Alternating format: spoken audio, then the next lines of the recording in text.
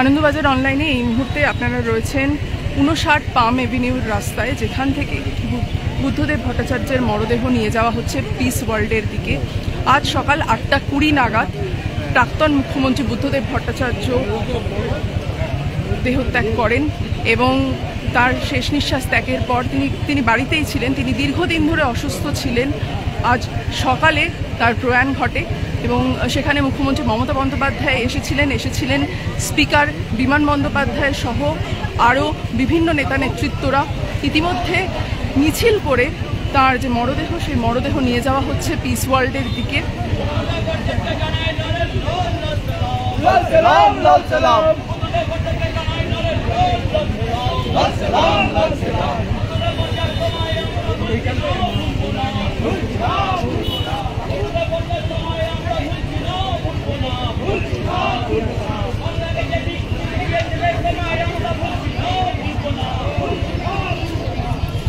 শেষবারের মতো নিজের পাম অ্যাভিনিউর বাড়ি থেকে বেরোচ্ছেন বুদ্ধদেব ভট্টাচার্য।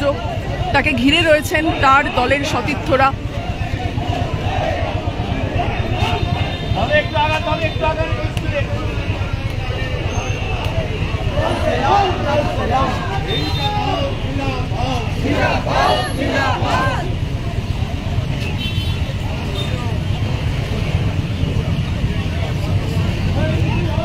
সঙ্গে যাচ্ছে তার দীর্ঘদিনের সঙ্গী অ্যাম্বাসেডর টিও, যে অ্যাম্বাসেডর বহুবার দেখতে পাওয়া গেছে তার বাড়ির সামনে। তিনি মূলত এই অ্যাম্বাসেডরেই চড়তেন যখন তিনি মুখ্যমন্ত্রী ছিলেন এবং মুখ্যমন্ত্রী তো পরবর্তীকালেও।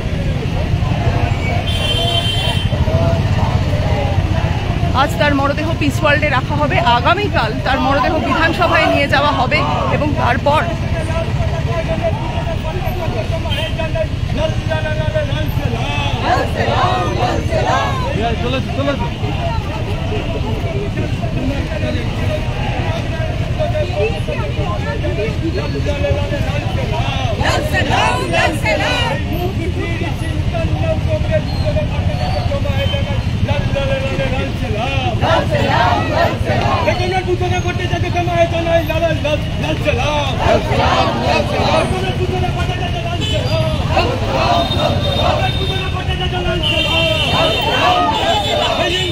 الانقلاب زندباد ACP ايام زندباد I salute to comrades.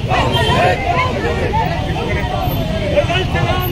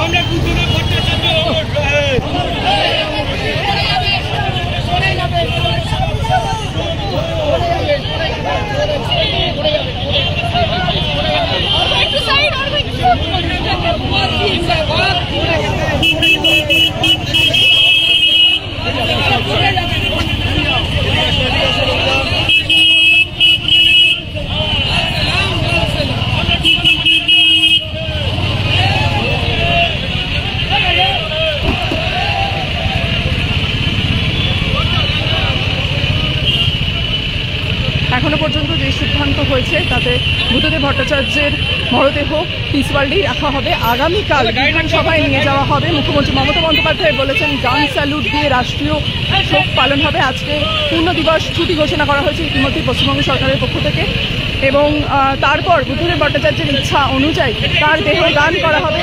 NRS হাসপাতালে আলিমুদ্দিনে রাখা হবে তার সতীর্থদের জন্য এবং তারপরে এনআরএস হাসপাতালে তার মরদেহ দান করা হবে। ইতিমধ্যে বুদ্ধদেব ভট্টাচার্যের ইচ্ছা অনুসারে তার চক্ষু দান হয়েছে।